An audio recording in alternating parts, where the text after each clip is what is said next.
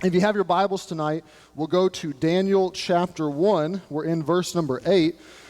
But Daniel chapter 1 and verse number 8, and I want to jump just kind of right to the text tonight. So as you turn there, if you're able to stand, you can stand with me and kind of stretch your legs here one last time. If you're not able to stand, that is okay. Just don't feel pressured at all. Stay seated if you need to.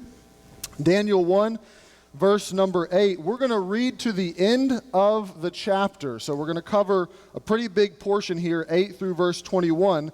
But we'll begin in verse number 8 where we left off last week. So Daniel 1, verse 8 says this, "But Daniel purposed in his heart that he would not defile himself with the portion of the king's meat, nor with the wine which he drank." And that's where we cut it last week. "Therefore, he requested of the prince of the eunuchs that he might not defile himself. Now God had brought Daniel into favor and tender love with the prince of the eunuchs.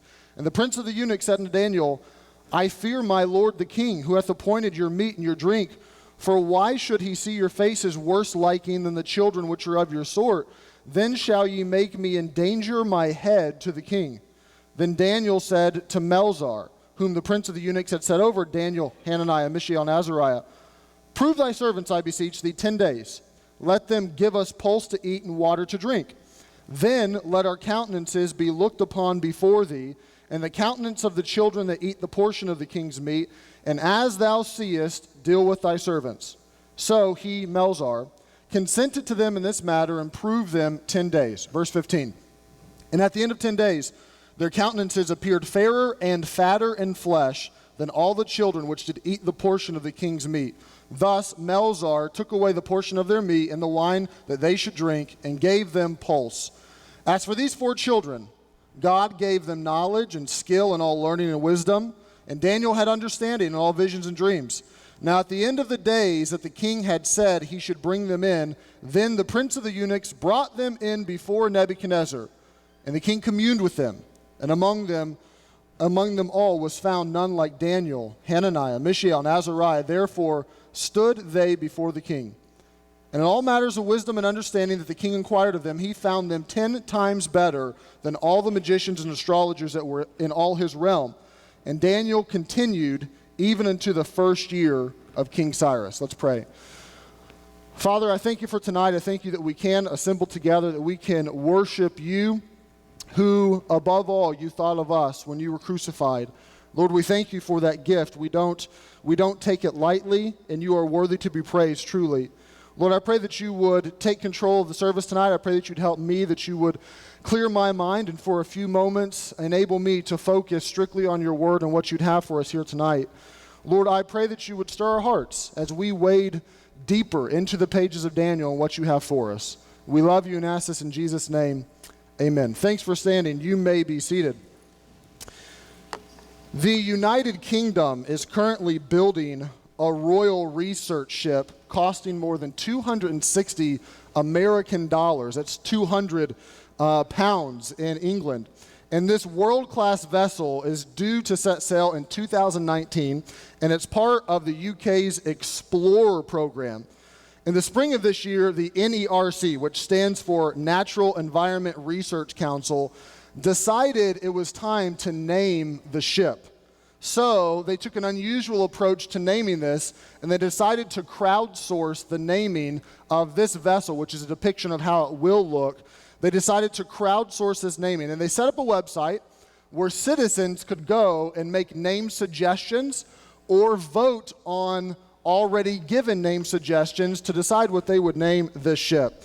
And after the voting concluded, this was in early May, here are the top 3 votes that they received. Third place, with 15,000 votes, was the RRS, which stands for Royal Research Ship, Henry Worsley. I don't know who Henry Worsley is, but apparently he's popular enough to get 15,000 votes. Second place, with double that, 34,000 votes, was the RRS Poppy Mai. And in first place, receiving more than 124,000 votes, so first place by a long shot, was the RRS Bodie McBoatface. I don't know who came up with Bodie McBoatface, but they're a genius. They are a child prodigy to think to name the Royal Research Ship of the United Kingdom, this world-class vessel that will be in a league of its own, Boaty McBoatface. And days after the voting ended, the science minister, Joe Johnson, he announced on May the 6th that the boat would in fact be named RRS David Attenborough, and decided that he was not going to go with Boaty McBoatface, but he was going to choose the naturalist David Attenborough to name the boat. And here is an illustration of a science minister who had determined in his heart that we will put this to the people. We'll let them vote. We'll let them decide what we want to name this ship. But when push came to shove, that resolve dissolved. And he no longer was willing to do that. He wanted to kind of backtrack and do something altogether different. And tonight I want to speak for just a few moments on this topic. Don't let your resolve dissolve. Thus far we've covered to Daniel 1 verse 8, and we found that Daniel does have this resolve in his heart. He's purposed. He's steadfast. He's unmoved. I'm going to do this. But we know it's easy to let a decision or to let a purpose or to let this bulldog grip on I'm going to do this dissipate and begin to dissolve. And it's sometimes difficult for us to turn our resolve into action. But Daniel does not. Daniel is a great example of someone who not just resolves internally, but turns it into action. I don't know if you followed any of the politics this week, but the RNC just happened in Cleveland. The DNC is happening, I believe, starting tomorrow. And I really didn't watch any of it. I'm not really big into politics. But I did watch one part after the fact. I watched the video of Senator Ted Cruz refusing to endorse Donald Trump, the GOP nominee. And I found that enlightening because months prior, Senator Cruz had stood on a platform in a debate, and I watched that debate in front of millions of Americans, and had said, whoever the GOP nominates, I promise I will support them. And he stood just a few months later on a stage and refused to keep his word. And he let his resolve dissolve. And whether you're a fan of Trump or Cruz or anybody else or not is beside the point. Whether you're Republican or Democrat is entirely beside the point. The point is that here was a man who was resolved to make a decision and to do something, but somehow in the past few weeks, that has dissolved and he's no longer willing to do it. And we can find in our own lives, lest we're hypocritical, that we too can have these moments where we're resolved, we're steadfast, we make the decision, we know this is best, this is what God wants for us, but we backtrack on it.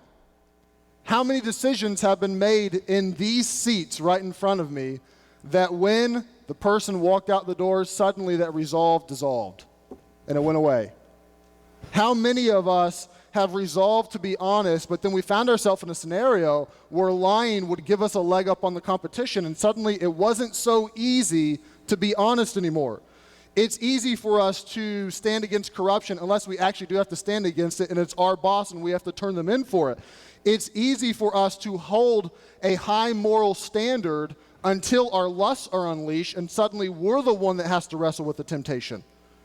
It is easy for us as Christians to have these moments where there's resolution. That's the easy part. But standing is tough. Standing is hard. Actually putting action to our decision is not as easy as it may seem sometimes. And what we find here is that Daniel did more than purpose. Daniel did more than resolve. He did more than decide. It was more than the internal. He was able to turn this into action. He was able to externally work out what he had purposed in his own heart, and he was able to put some legs to what he had decided in his own heart and life, and he manifested this decision into action. And the question is, how did he do this? What was his formula, so to speak? How did he go about turning his resoluteness and his purpose into real tangible action? And I think that we can find if he did it this way, maybe we could employ the same methods and do the same in our own hearts and lives. So I want us just to dissect this passage, and we'll start with verse number 8. And first is we see an uncompromising purpose. I won't belabor this because we hit it last week. But the point of verse number 8 is that Daniel does purpose in his heart. He is fixed, he is resolute, he's determined, he has a bulldog grip on what he knows he should do and what he's going to do. This is a non-negotiable for him. His line in the sand has been drawn. Daniel has purposed in his heart, and this is a biblical decision for him. This is a personal decision for him. He's not going around preaching to everybody else, but in his own heart, in his own life, in his own mind, he's determined that he is going to stand, that he's not going to eat the king's meat, he's not going to drink the wine. And as I see this unfold, I see that Daniel takes kind of an unusual approach to this, and his idea of walking in God's revealed will and doing what God told him to do no matter what the cost manifests itself in an unusual way. So we see, yes, an uncompromising purpose, but then we see this, an unassertive request. Look at verse number 8, and we'll find that Daniel purposed in his heart that he would not defile himself with a portion of the king's meat, nor with the wine which he drank. So great, congratulations. We give Daniel 2 thumbs up. You're doing a good job. Way to go, non-negotiables. But then this happens. Therefore, he requested of the prince of the eunuchs that he might not defile himself. As I read verse number 8, and I see this culmination of he purposes, I'm expecting a throw the money changers tables over approach. I'm expecting Daniel, if I was to play it out in my own mind or make a movie out of this is not what I would write. I would have Daniel sitting in the king's palace. He knows he's resolved, I'm not going to eat this. He's wondering if the king's meat and the drink is going to come in. And he's sitting there at a table, a long table, with all the other friends and all the other captives and the prince of the eunuchs, and in walks the servants with their silver platter and the silver top, and they're walking towards him, and Daniel's sitting down thinking, it better not be meat. It better follow kosher. You better not give me what I think and his blood starts to boil, and his fists begin to clench, and sure enough, the servant walks up, and he pulls back the lid, and there is the meat, and there is the wine, and Daniel shoves himself from the table and slaps it out of his hands, and get that out of my face. That's how I picture Daniel doing this bulldog grip. I expect this tenacity to come out of him. I expect like a Hulk smash moment in Daniel's life right here, but that doesn't happen. It is this unassertive request that Daniel makes to the prince of the eunuchs, and he basically just asks him, hey, do you think I could forgo this? Could you just excuse me from eating this? I don't want to eat this. He doesn't have this sit-down, big powwow, volcanic eruption moment that I am anticipating to happen as I read through the passage. There's no demands in Daniel. There is no hunger strike. There is no rebellion. There is no yelling. Daniel is not going to boycott Babylon. We have it right now. Boycotting is very popular. And whether you're boycotting JCPenney's or Target or anybody else's, that's between you and the Lord. You can do what you like. But truth be told, I need like a computer programmer and an algorithm to keep up with who I'm supposed to be boycotting all the time. If I really looked at all the major corporations that have something that's against Christian values and against what I believe, then I'm never going to be able to buy anything from anywhere. But Daniel has this, he's not boycotting. He's not rebelling. He's not refusing in an outward, hey, it's not a conversation with Ashpenaz like, Ashpenaz, let me tell you something, buddy. I'm not touching that. That never happens in his life. He just goes to him, and the Bible says that he requests of the prince of the eunuchs that he shouldn't eat the meat. And he just asks him, hey, do you think that I could forgo having this? It goes against my belief structure. And honestly, what wisdom? What wisdom that Daniel knew when to stand, yes, but he also knew how to stand. I think that he understood that my rebellion and refusal in this tenacity is not going to play well with the people who are dominating me and I am their captive. He knows, yes, when to stand, but he also knows how to stand. And I think that we could take a page from his book, possibly. Possibly, if we find ourselves in a moment where we need to stand, we could try this out. If the Little League coach is scheduling all the games on Sunday, instead of, let me tell you something, coach, if you put a game on Sunday, my kid nor none of my kids will ever play a game for you. We could start, possibly, first with, hey, coach, thanks for all your work. I really appreciate it. You know, me and my wife, we make Sunday a big deal. We set it aside for God. Is there any way we could reschedule the games on Sunday and not play? Or is there a way that my kids could be excluded from playing? A simple request may happen. My wife and I find ourselves in this scenario right now. We're expecting our second, and every time we get pregnant, we brace ourselves for some sort of conversation with the doctor where they're going to want us to do some sort of genetics testing on our kids. And there's maybe a host of reasons why you would or wouldn't do that. We feel at our heart that we're going to love and accept and take this kid no matter what. It doesn't matter what the genetics testing says. So really it would be a waste of our money and a waste of insurance's money to do this. And we'll see what happens and what God gives us. But my approach to that probably shouldn't be, you know what? I looked that doctor right in her eye and I told her, I'm not going to do this genetics testing.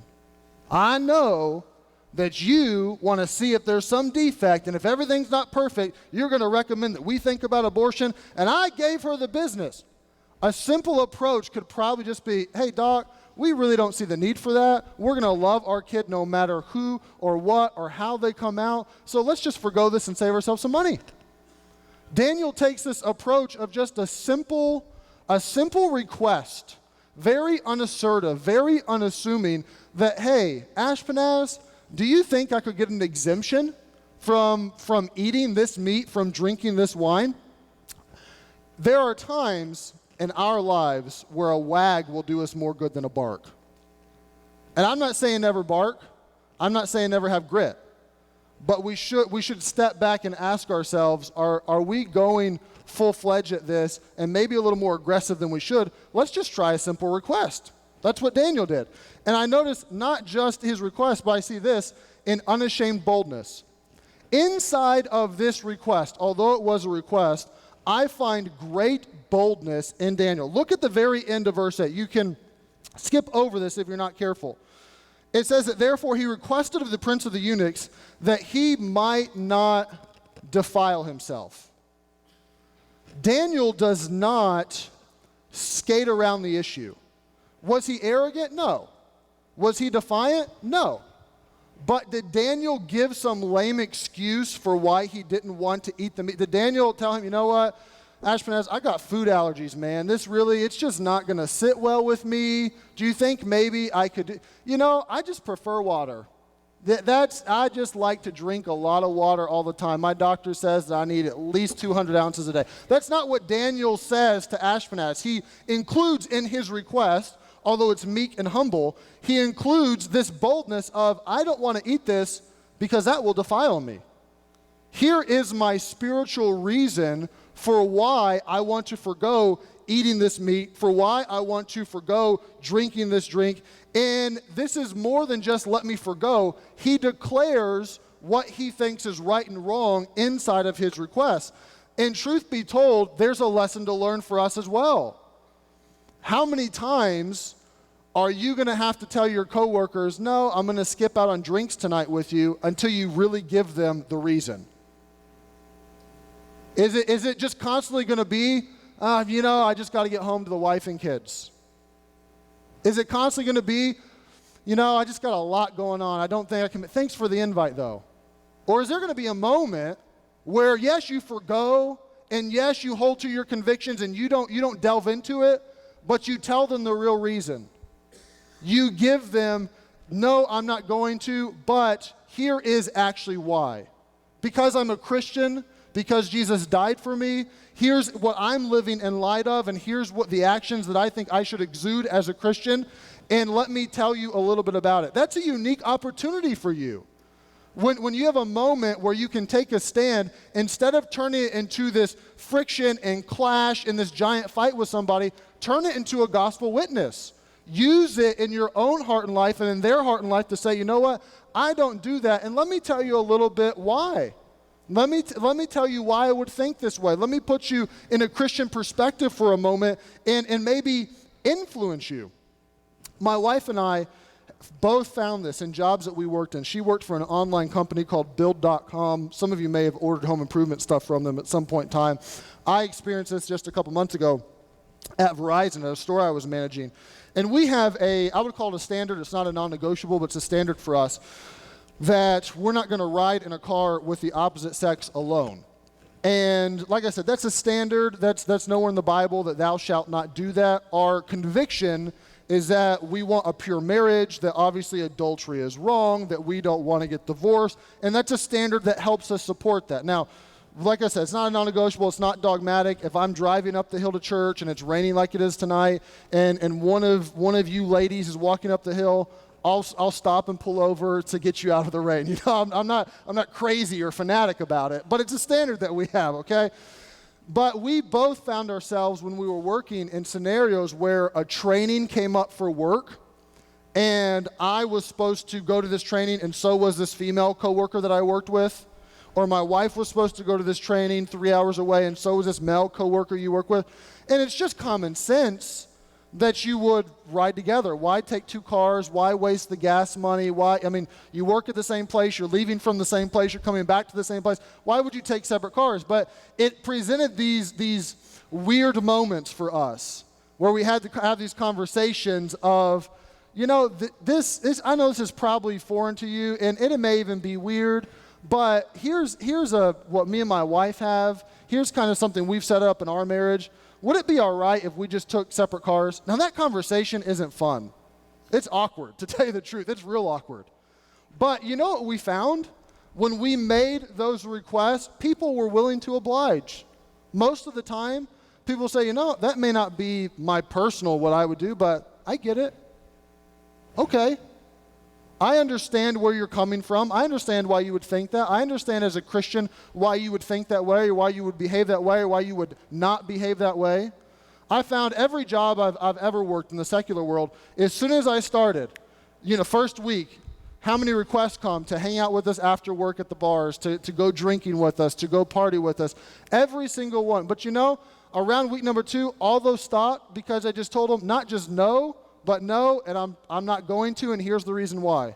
And then they all dried up, and I didn't have to mess with it for all the months and years to come that I worked at the job. So giving a reason, giving a here is why I would do this, having a boldness about here's what I believe is important. And Daniel has this. He doesn't scapegoat the issue. He doesn't ignore it. He doesn't sweep it under the rug. He tells Ashpenaz, can I request not to do this? But here's why. I don't want to defile myself. 1 Peter tells us that we're to be ready always to give an answer, and it's for the reason of the hope that's in us, but it says that it's with meekness and fear, having a good conscience. That verse tells us, yes, we need to have a message. Yes, we need to stand for what we believe in. We need to tell people, but our attitude is just as important as our message, and our message is just as important as our attitude, that both go hand in hand. We shouldn't want to have a knockdown, drag-out brawl when we have to stand every single time. It can just be a simple request, but at the same time, our attitude and our message should be included. It should be, here is why I do this. I'm not ashamed about it. I'm bold about it. I'm a Christian. Here's why I would, and here is why I would not. And what I personally find, you may be different than this, but what I personally find is that when I take a stand, but I refuse to tell someone why, the good conscience goes away. My conscience begins to weigh on me. And it begins to tell me, you should have gone a little further. It's not just have a non-negotiable, but you should have gone a little further and been a witness and had some boldness about what you believe and why you believe it. But then we see this in verse number 9. I see an uncanny favor. This is an interesting verse to me. Verse number 9 says, now God had brought Daniel into favor and tender love with the prince of the eunuchs. And what a little reminder that God is still sovereign through chaos, and he is still working behind the scenes. That God brings Daniel into favor. And it says favor there. That's the Hebrew word hesed, which is kindness or goodwill. Then it says tender love, which means basically deep sympathy.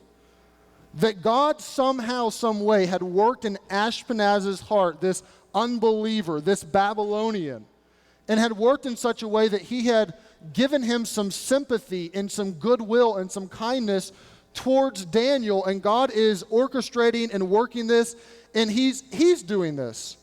And we see that when Daniel is an A-plus believer, when he stands up and does what's right, that God uses that in the heart and life of an Ashpenaz. And when we do the same thing, when our attitude and our message is on point, many, many times God will use that in the heart of our coworker or our boss or our neighbor or our unsaved loved ones to bring them to a point where God starts to work and God starts to kind of churn their heart a little bit to be more receptive toward the gospel because we took a stand in a proper way. But then we see this in verse number 10, an unexpected rejection. Up until this point, well, I'll read verse number 10. Look at verse number 10. And the prince of the eunuchs said unto Daniel, I fear the Lord my king, who hath appointed your meat and your drink. For why should he see your faces worse liking than the children that are of your sort? Then shall ye make me endanger my head to the king. Up until this point, I'm reading it, and I'm feeling like Ashpenaz is going to give Daniel whatever he wants. He's going to let Daniel have his way, so to speak. He's going to acquiesce. He's going to give him what he wants. But you find out it wasn't a yes.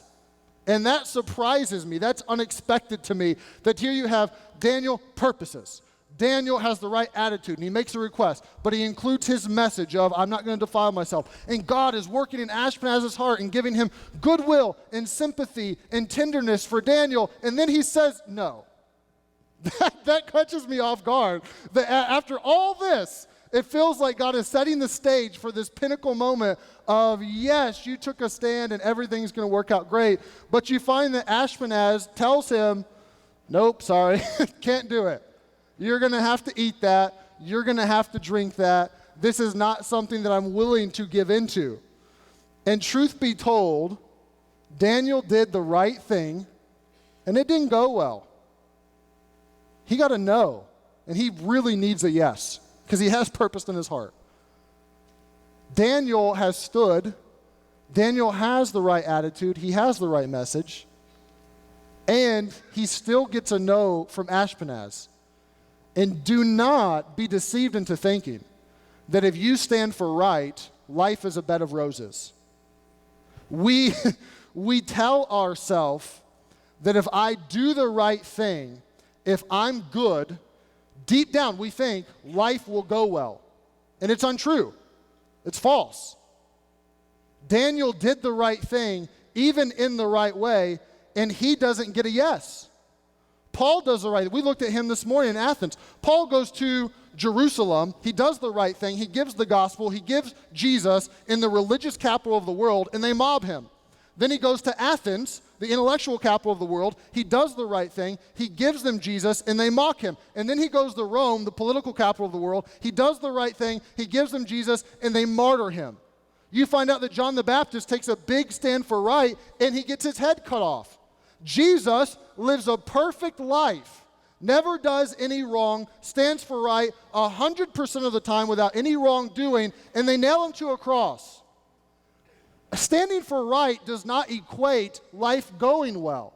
Jesus, we shouldn't be deceived by this, but somehow we are. Jesus even said that we should bless them that curse us. We should pray for them which despitefully use us and persecute us.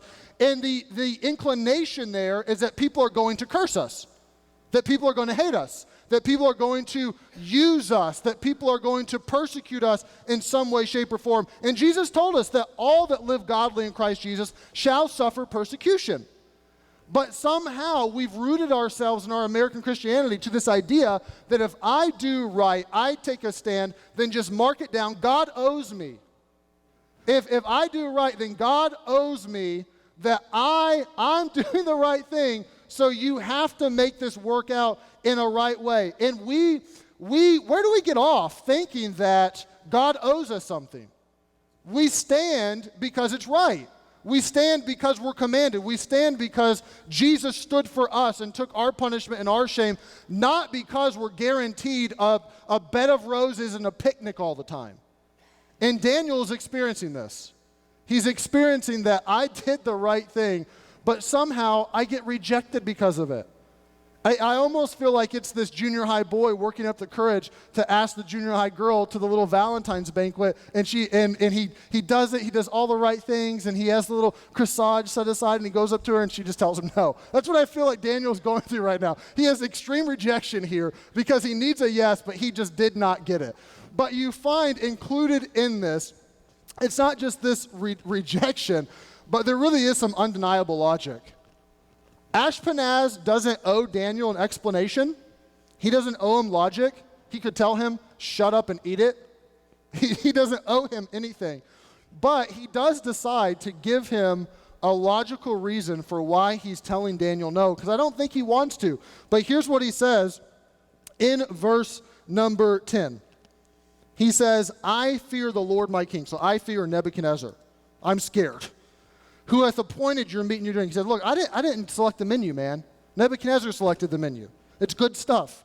For why should he, Nebuchadnezzar, see your faces worse liking than the children which are of your sort? Ashpenaz has been around the block. He knows that Daniel's going to be presented to Nebuchadnezzar eventually. And he says, look, he's going to see you, and he's going to think, that guy just doesn't look like everybody else. And when he sees that, then shall ye make me endanger my head to the king. Now this is literal. He is not speaking in hyperbole here. His fear is very well grounded because Nebuchadnezzar is no man's fool and life is very cheap in Babylon. Even if you're a high-ranking official like Ashpenaz is. Ashpenaz understands that Nebuchadnezzar will not hesitate to put him down if he doesn't do what he's told. You find, it's so interesting to study these Assyrian and Babylonian and Greek kings and kind of the authority that they ruled with. But when you find Nebuchadnezzar, you see that 20 years after this, Judah is going to revolt against the rule and the oppression of Babylon, and Jerusalem is going to try to band forces with Egypt, and they're going to try to get out from under this oppression and this taxation that King Nebuchadnezzar and the Babylonians have put upon them. And what you'll find is it doesn't work out well. Babylon wins. They break down the walls to the city. They destroy the temple. They burn everything. And they take King Zedekiah and they put him before King Nebuchadnezzar. And Nebuchadnezzar kills all of his children before Zedekiah. And then he plucks out Zedekiah's eyes. So the last thing he saw was his children being murdered. This Nebuchadnezzar is not to be trifled with.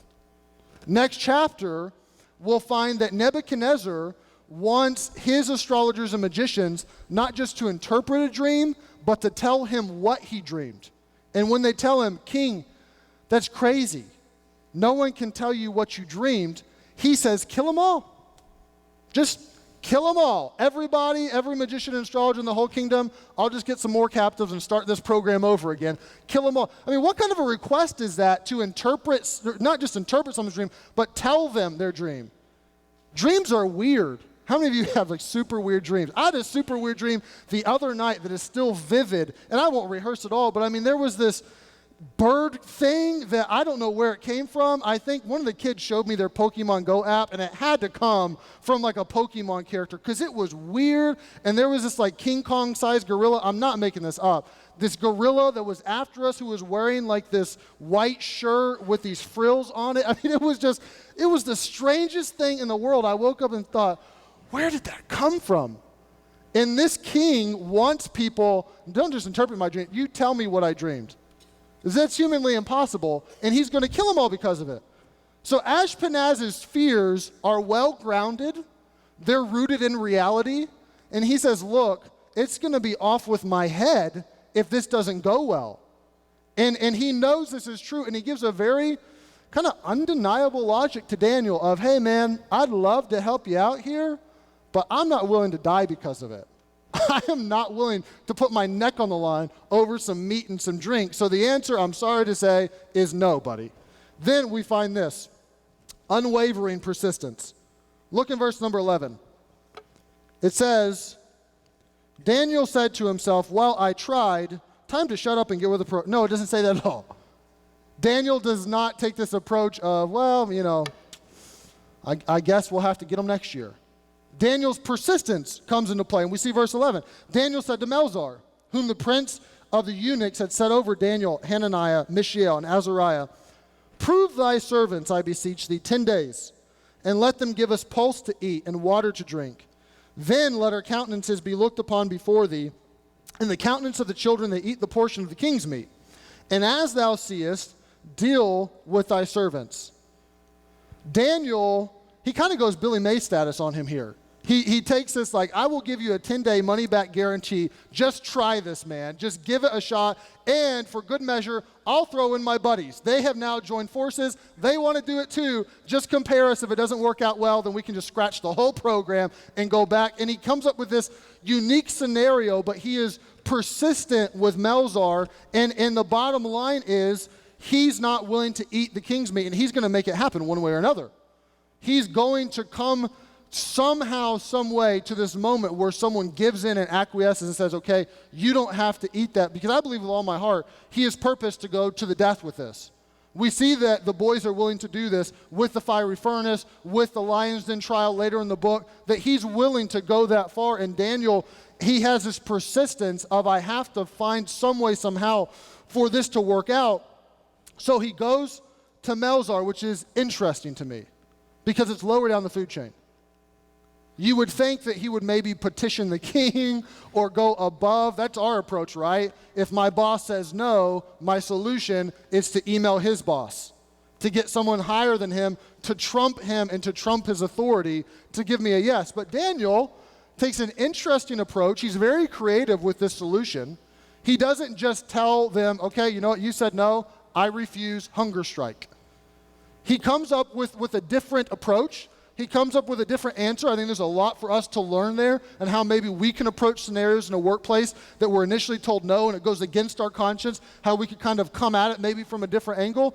But Daniel goes to someone lower down the food chain, Melzar, and asks him, hey, not just an all-out let us forgo this, but could you give us 10 days? 10 days. Try us out. At the end of 10 days, stack us up in a lineup over here, stack the people who ate the meat up over here, see which ones look better. Test it for yourself, take the trial period, and see what could happen if you allow us to do this. And there are times, even in our own lives, where we have to go, quote unquote, lower down the food chain to be able to take a stand. I think of right now, there's a lot going on inside of our public school system, and a big issue right now that's been the past few months in the news has been a lot of this transgender issues. And my wife and I moved here from California a year and a half ago, and what's interesting to me is that was passed into law. All those laws and that issue was passed into law to where boys can use girls' locker rooms and girls can use boys' locker rooms and things like that years ago in California. Like that battle has already been fought, that battle's already been lost. That's been long said and done. But it's surfacing in big ways for us right now in the news. And that has happened a long time ago. Interesting enough, just about a week and a half ago, July 14th, the California State Board of Education did something else. I want to read you a little bit of what happened just maybe 10 days ago in California. And really the bathroom stuff is a thing of the past. And the Board of Education unanimously approved Thursday. This is Thursday, July the 14th. They approved an update to the state's public school curriculum incorporating, some of you may have seen this in the news, you may not have, incorporating LGBT issues into the history and the social science. The history and social sciences framework will now integrate LGBT curriculum into the elementary, middle school, and high school classes. And teachers, this is startling to me, teachers are encouraged to read stories to second grade students featuring a quote-unquote very diverse collection of families, including families with lesbian, gay, bisexual, or transgender parents and their children. The framework cautions teachers not to assume any particular family structure and ask questions in a way that will easily include children from diverse family backgrounds.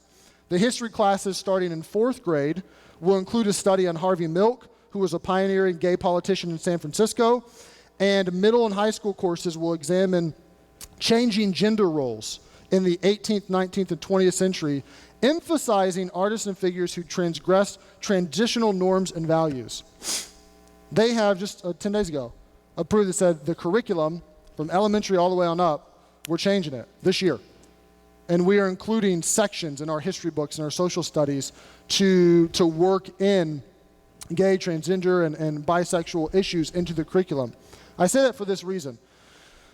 You would think if I went to the California State Board of Education and asked them, hey, can I start a Bible club in Pleasant Valley High School in Chico, California? Can I start a Bible club in Fairview High School? Can I start a Bible club in Chico High? I dare say, I never asked them, but I dare say they would unanimously tell me no.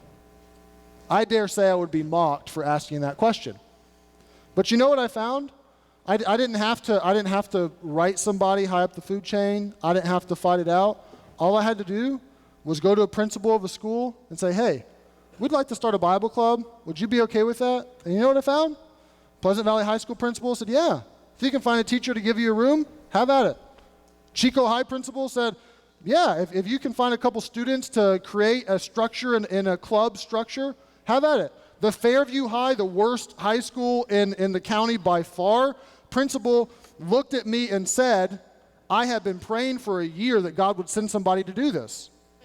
I found that I didn't need the Board of Education's approval to go start a Bible club or to take a stand inside these public schools.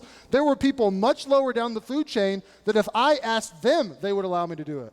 If I just went to them and made a request to them, had a meeting with them, that they would allow me to do this. And it could be in your workplace or in your neighborhood that you don't have to email the owner of the company, that you don't have to ask the person who's in charge of the neighborhood watch. You may just have to go to your neighbor or go to your boss that's right above you and make a request to them, and you may surprisingly find that you'll get a yes. That you won't have to have this moment where I'm going to quit my job because of what I'm standing for. You may find a little bit lower down, like Daniel did, that you are able to find someone to acquiesce to you and to help you. We find this in verse number 14. He gets a yes from Melzar. And he says, okay, I'll give you 10 days. We'll do the trial. And we find this an unbelievable victory. Look in verse 14. So Melzar consented to them. So that's victory number 1. He finally gets a yes from somebody. He consents to them in this matter and proved them 10 days. So this is a big deal. Daniel needs these 10 days to go well. He needs for this to work out. Verse 15. At the end of 10 days, their countenances appeared fairer and fatter in flesh than all the children which did eat the portion of the king's meat. Thus, Melzar took away the portion of their meat and the wine that they should drink and gave them pulse.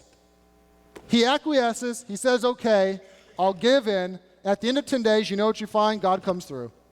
God gives a victory. Some people have tried to look at this and say, we shouldn't make too much of it. It's probably not that supernatural. I mean, vegetables are kind of good for you. Water is kind of good for you. But I say, when I look at this, the one word that stands out to me is in verse 15, that their countenances appeared fairer. Okay, I get that. They're eating healthy. They're detoxing to some degree. But it also says they looked fatter. How in the world do you eat vegetables and drink water for 10 days and end up being fatter? If that's not a miracle, I don't know what is. If you try that diet, and if I'm going to eat vegetables and water for 10 days, I don't know if there's any vegetarians in the room. I'm personally not. If I'm going to do that, unless like Cheetos are vegetables. But if I'm going to do that, I expect like day 1 to be weighing in at least 10 pounds less. Like that's torturous to do to yourself, vegetables and water only. And we find, I think it's a miracle that he 10 days of water and vegetables with his buddies, and they look fairer and fatter. And I wish that somehow, some way, we could like reverse engineer this miracle. Sometimes we do that in our prayers. We pray this prayer of, Lord, I pray that you will bless this food in my body, help it to give me the nutrition that I need. And what are we eating? We're eating like pizza and soda and Twinkies. And if we could somehow reverse engineer this and make it to where, like, instead of vegetables and water make us fat, hey, Twinkies and soda can make us skinny. That would be fantastic. That would be a page from Daniel's life that I would love to apply to my own life and implement in some way, shape, or form. Because we already do it. We already pray it to some degree. We have like our supersized Mountain Dew Code Red made with real cane sugar infused with extra calories. We're like, dear Lord, please help this to give me the nutrition that I need. And we have the Doritos in the other hand, change the molecular structure of these Doritos into carrots, just transubstantiate it and we already pray this way anyway. So I think that there is a biblical precedent for praying that God would somehow, in some way, shape, or form, nutritionally bless the trash that we give ourselves. But the point is this, it's a victory. It's a victory. At the end of 10 days, Melzar looks at him and says, man, you guys look better. All right. You don't have to eat the meat. You don't have to drink the wine for the next 3 years. You get what you want. I give in. You're going to have the request. You are not going to have to do this. You don't have to go against your conscience. And God gives them a victory. And truly it was. I can't imagine the amount of prayer that went into those 10 days of, Lord, help this to work out well. Help Melzar somehow put blinders on his eyes or make him see us in such a way that we look better so that we can have this approval. Then we find this. We see an unbelievable victory, but lastly, an unearthly blessing. Look at verse 17. As for these 4 children, God gave them knowledge and skill and all learning and wisdom. And Daniel, so Daniel gets an extra blessing, had understanding in visions and dreams. Now at the end of these days, so 3 years later, the Bible says at the end of these days, that the king had set, he should bring them in. Then the prince of the eunuchs brought them in before Nebuchadnezzar. So now is the time Ashpenaz comes in. I present to you the graduating class of 503 BC. Daniel, Hananiah, Ezra, and he presents them all to King Nebuchadnezzar. And verse 19, king communed with them, and among them all was found none like Daniel, Hananiah, Mishael, Azariah. Therefore stood they before the king. This is what they had originally selected them for. They wanted men with ability to stand in the king's court, and they got it. Verse 20, in all matters of wisdom and understanding that the king inquired of them, he found them, these 4 boys, Daniel and his companions, he found them 10 times better than all the magicians and astrologers that were in all his realm. And Daniel continued into the 1st year of King Cyrus. It should be noted, Daniel continued beyond the 1st year of King Cyrus. This is basically saying he worked all the Babylonian years. Daniel was there in the king's court all the Babylonian years. And we find this blessing. And it's all preceded with verse number 17, that God gives them knowledge and skill. God does this. God works the miracle. The longer I live, the more that I realize wisdom comes from God. That James was onto something when he wrote 1:5. If any of you lack wisdom, let him ask of God, that giveth to all men liberally and upbraideth not, and it shall be given him. You never know what God's going to do when you take a stand, but you find that God does a miracle in Daniel's life. God does all throughout Daniel chapter 1. You see this backdrop of God's sovereignty. That God gives Jehoiakim, and God brings Ashpenaz into favor with Daniel, and God gives them wisdom, and God gives them understanding, and that God does this. Just Thursday, Pastor Smith and myself went to visit a shut-in, Annabelle Stone, and he was going to do it, and he just invited me along for the ride, and I'm glad that he did. And she lives very close to the Kenneth Avenue property, which I had seen in some videos, but I had never personally been by the property. And I was telling him that, and he said, well, let's just drive right by there. We're in the neighborhood, so let's go right there. And I drove by that property, and then we left, and we came down Trenton Bridge Road and across the bridge, jumped on the 28, and then we started coming up this property. And I couldn't help but think, look at what God has done. Look at what and where Harvest was and where we are today. We drove up, and honestly, the thoughts of the psalmist popped in my head that this is the Lord's doing, and it is marvelous in our eyes. That get some perspective even for us personally, corporately, as a church, of what God has done in our hearts and lives. Right now, my son, he's 2, and we're teaching him little verses. We're teaching him Genesis 1:1. In the beginning, God created the heaven and the earth, and he loves the end. Genesis 1:1, and he throws up his fingers like that. And we're teaching him, Brennan, who made the moon? God did. Who made the stars? God did. Who made you? God did. And that's his answer to who made whatever. Who made Cheetos? God did. That's his answer to everything, that God made it all. God did. God did. God. But that's what we find in Daniel, that every portion of this, God just keeps sprinkling in these nuggets of God's doing this. God is giving the nation over. God is in control. God is giving them wisdom. God is giving them understanding. God is the one who's going to shut the mouths of lions. God's the one who's going to deliver them from the fiery furnace. God's the one who has blessed harvest up until this point. God's the one who's blessed you. God's the one who's given you the kids that you have. God's the one who saved you from your sin, even though you did not deserve it. And 10 years from now, we'll look back at 2016 and 2017, and we'll say, how did that happen? Who did that? God did. God did it. God worked all of this out in a supernatural, unearthly way, that he is the one pulling the strings. He is behind the curtain. He is in control of all of this.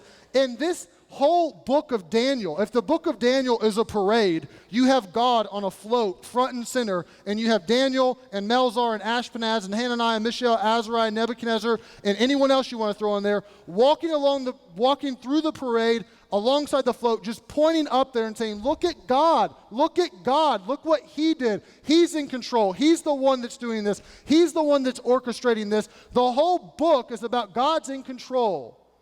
God knows what he's doing, and he's doing it. And Daniel has enough wisdom as he writes this book later in life to say, look, God did this. God's the one that gave me the favor with Ashpenaz. I have no idea why Ashpenaz liked me. God did it. God's the one that gave me wisdom. How did I know that dream? How did I know the interpretation? I don't have any earthly idea. God worked it out. God did the miracle. God supernaturally did this. And what an eloquent testimony of the power and the grace of God in a very dark time in Israel's history. The faithfulness of Daniel and his companions, we should note, shines all the brighter because it evidences God's grace and God's power inside of Israel's captivity, inside of Israel's apostasy. And truth be told, for us as American Christians, it may be tougher for us to stand than it has ever been in any point in time in your life or in my life. But the darker the night, the brighter the light. It may be more difficult for us to stand right now than it was 10 years ago. But can I say, stand for God. Let your light shine brightly. Leave the rest up to him. Don't be a Christian that lets your resolve and your non-negotiables and your purpose dissolve. Daniel was able to put some legs to what he believed. He was able to put some action and externally breathe out what he believed internally. And I think that we can take a note from him and that we can do the same.